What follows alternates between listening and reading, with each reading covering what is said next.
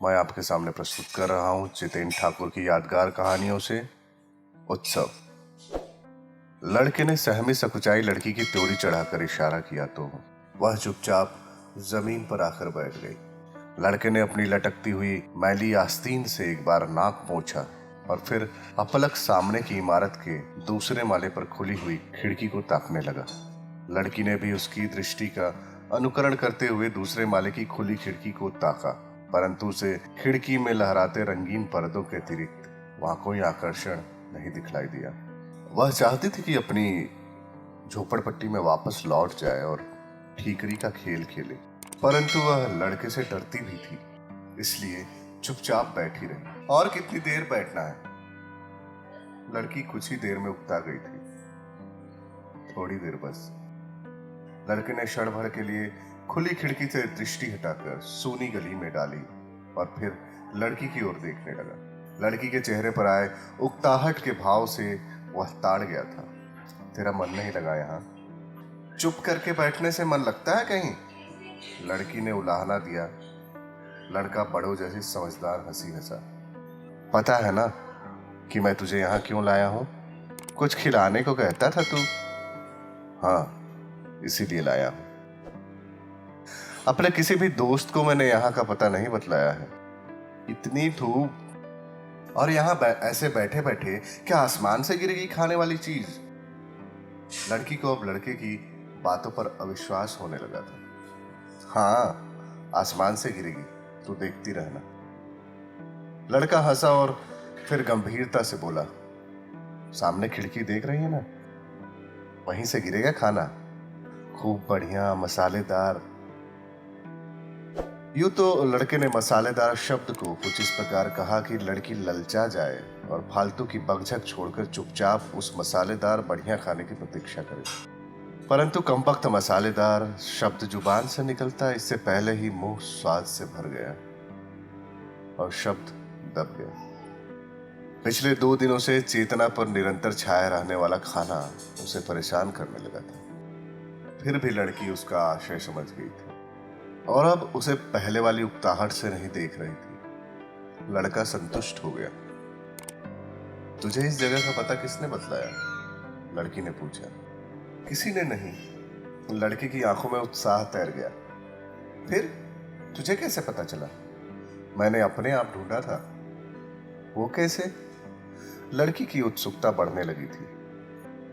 एक दिन दोपहरी में यहाँ अंबिया तोड़ने आया था, तभी ऊपर की खिड़की से किसी ने खाना फेंक दिया। मैं न देखता तो कुत्ता लपक लेता। तुम कहते हो खाना बहुत मजेदार होता? हाँ, सचमुच होता है।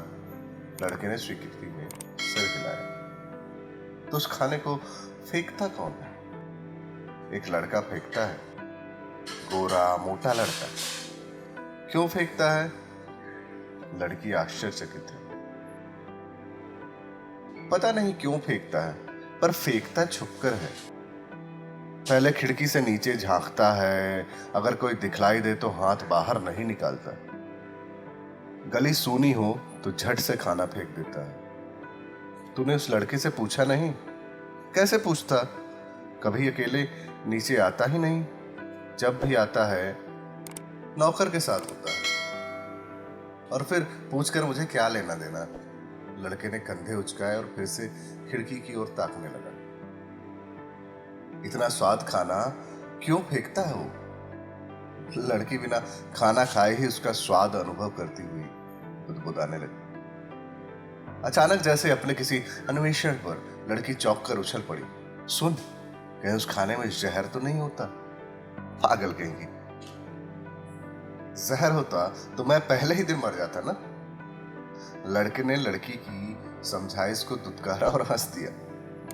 लड़की अपनी खोज से उत्साहित होकर जितना उछल गई थी, अब पस्त होकर उतनी ही पसर गई। उसकी खोज बेकार साबित हुई थी। फिर क्यों फेंकता है वह इतना बढ़िया खाना? वह फिर सोचने और बुदबुदाने लगी। सड़क से निकल रहा भिखारी पेड़ की छांव देखकर उसके पास आकर बैठ गया। लड़के ने घबराहट और अर्थभरी दृष्टि से लड़की को देखा, परंतु लड़की कुछ समझ नहीं पाई। वह अपनी ही सोच में डूबी हुई थी। भिखारी ने अपनी पीठ पर रखी हुई कपड़ों की छोटी छोटी थैलियां और अपनी चद्दर उतार कर जमीन पर रख दी थी और पसीना पोंछने लगा था। फिर उसने दोनों बच्चों की ओर दृष्टि फेंकी और घुड़की भरे स्वर में बोला, क्या कर रहे हो तुम दोनों यहां? कुछ नहीं, लड़के ने सहमे स्वर में उत्तर दिया। तो भागो, जाकर कहीं और खेलो। हम खेल नहीं रहे थे, आराम कर रहे थे, लड़का साहस बटोर कर धीमे से बोला। कोई बड़ा बोझा उठाया है क्या जो आराम की जरूरत पड़ गई? भिखारी हंसा। बोझा नहीं उठाया, एक जगह बहुत बढ़िया खाना मिला था, ज्यादा खा लिया, अब चला नहीं जाता। लड़के के झूठ पर लड़की चौंक गई थी, परंतु चुप रही। कहाँ मिल गया तुम्हें खाना? भिखारी कुछ सरतक हुआ। अरे वो हनुमान मंदिर के बगल में सेठ है ना, उसकी सेठानी मर गई, आज खाना भी खिलाया, 5-5 रुपया भी दिया हम सबको। कहाँ है रुपया? घर वालों ने छीन लिया था, हमें सिर्फ चवन्नी दी, हमने लेमन जूस खा लिया। लड़का भोलेपन से बोला। झूठ तो नहीं बोलता? भिखारी ने लड़के को घूरा। भगवान कसम, इससे पूछ लो। लड़के ने लड़की की ओर इशारा किया तो लड़की ने हाँ में सिर हिला दिया। लड़की कुछ भी समझ नहीं पाई थी, परंतु इतना जानती थी कि उसे लड़के का साथ देना चाहिए। भिखारी जल्दी जल्दी अपने झोले उठाकर चल दिया। भिखारी के ओझल होते ही लड़की ने पूछा, तूने उसे झूठ क्यों बोला? झूठ नहीं बोलता तो वो यहीं जमा रहता, हमसे रोटी छीन लेता। लौट कर आया तो हमें पीटेगा। लड़की डरी हुई थी। इतनी धूप में इतनी दूर जाने के बाद लौट कर आएगा तो मर जाएगा। बड़ा चालाक है रे तू।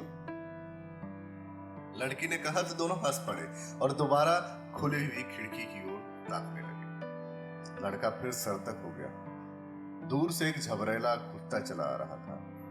कुत्ता, वह धीरे से बोला और उठकर अपने आसपास ढेला तलाशने लगा। क्या हुआ? लड़की ने दूर से आते कुत्ते और लड़की की बेचैनी दोनों को देखा, परंतु कुछ भी समझ नहीं पाई।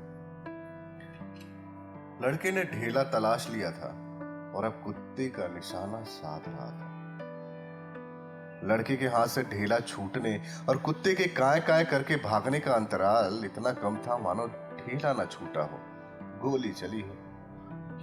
लड़की ने भागते हुए कुत्ते को देखा और फिर लड़के को, जो अपनी ढुलक रही नेकर को ऊपर से बल देकर स्थिर करने की चेष्टा कर रहा था। दरअसल ढेला मारते समय शरीर के कुछ अतिरिक्त रूप से तन जाने के कारण नेकर के ऊपरी हिस्से में लगाए बल खुल गए थे और नेकर ढुलक पड़ी। नेकर के कमर पर टिक जाने के बाद लड़का वापस लड़की के पास आकर बैठ गया। लड़की ने तरल दृष्टि से लड़के को देखा और कंधे से फटी हुई उसकी कमीज से झांकती काली चमड़ी पर उंगलियां फेरने लगी।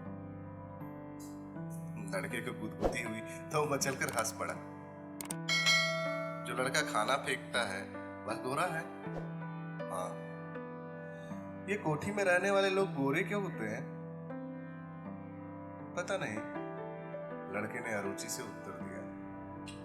उसकी आंखों में अचानक कौनती ईर्ष्या से सहम कर लड़की चुप हो गई। उसी समय खुली खिड़की का पर्दा हिला और एक गोरा भरा हुआ चेहरा बाहर निकला। यही है? लड़की ने फुसफुसा कर पूछा। हाँ यही है, अब रोटी फेंकेगा। लड़का चौकन्ना होकर पंजों के बल बैठ गया। उसकी एड़ियां ठीक उसी अंदाज में उठी हुई थी जैसे अक्सर दौड़ आरंभ होने से पहले खिलाड़ियों की उठ जाती। लड़के का अनुमान सही था। पहली बार लड़के का चेहरा खिड़की के बाहर निकला था और दूसरी बार हाथ बाहर निकला और गुत्थम गुत्था रोटियों का गुच्छा नीचे गिरने लगा। लड़के ने सही पूर्वानुमान से भागते हुए रोटियां बोझ ली। लड़की चुपचाप लड़के का करतब देखती रही, फिर उठकर लड़के के पास आ गई। अब वह दोनों एक छायादार पेड़ की ओर बढ़ रहे। तूने तो रोटी ऐसे बोची जैसे गेंद हो, लड़की ने प्रशंसा के स्वर में कहा। बोझता नहीं तो जमीन पर गिरकर सब्जी रोटी सब छितरा जाती, फिर टुकड़े बीनने पड़ते, रेत मिट्टी लगती सो अलग। लड़का खुशी और गर्व से फूल रहा था। पेड़ के पास पहुंचकर लड़के ने रोटियां और सब्जियों का बंटवारा किया और दोनों चुपचाप रोटी खाने लगे। रोटी वास्तव में बेहद स्वादिष्ट थी और लड़की उसके नशे से भरने लगी थी। सुन, अब रोज दोनों इस वक्त यहीं आया करेंगे। अच्छी है ना रोटी? लड़के ने लड़की के तृप्त हो रहे चेहरे को पढ़ लिया था। हाँ, बहुत स्वाद है, लड़की ने स्वीकारा। तू बड़ी होकर मुझसे शादी करना, रोज ऐसे ही रोटियां खिलाऊंगा। हद बेशरम, लड़की शर्मा गई, फिर बोला, कहाँ से खिलाएगा? यहीं, इसी जगह आया करेंगे दोनों, लड़के ने विश्वास से कहा। जब हम बड़े हो जाएंगे तो इतने से खाने से पेट थोड़ी भरेगा, लड़की व्यवहारिक हो गई थी। जब हम बड़े होंगे तो खाना फेंकने वाला लड़का भी तो बड़ा होगा ना, फिर इतना सा खाना थोड़ी फेंकेगा, ज्यादा फेंकेगा। लड़के ने अपना खाना खाकर उंगलियां चाटी और लटकती हुई आस्तीन से मुंह पोंछ लिया। लड़की भी उठ खड़ी हुई, उसका मन बेहद खिल उठा था और अब वह साएदार दरख्तों के नीचे भागना चाहती थी। उसने झट से लड़के का हाथ पकड़कर खींच लिया। आगे बढ़ते हुए दोनों ने घूमकर खुली हुई खिड़की की ओर देखा और उन्हें लगा कि हवा में धीमे धीमे फरफरा रहे पर्दों के रंग पहले से अधिक शोक और चटक हो गए।